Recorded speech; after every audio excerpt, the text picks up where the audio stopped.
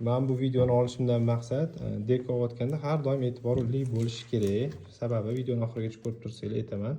Mijozimizni o'zlarining uyida Deko X20 modeli turgan. O'zlari endi o'zlari xohlab Deko X68 ga o'tdilar. Ya'ni kattaroq zona ahvati va ikkinchisi bir-biriga o'sha ulanishi uchun bu oshxona tarafga qo'yiladi, bu uylar, glavniy uylar tarafga qo'yiladi. Xo'p, men nima demoqchiman?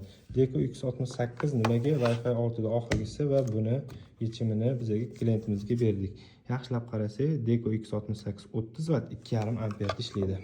Mana ko'rib turganlaringdek, biz mijozlarga ochuvchasiga aytamiz.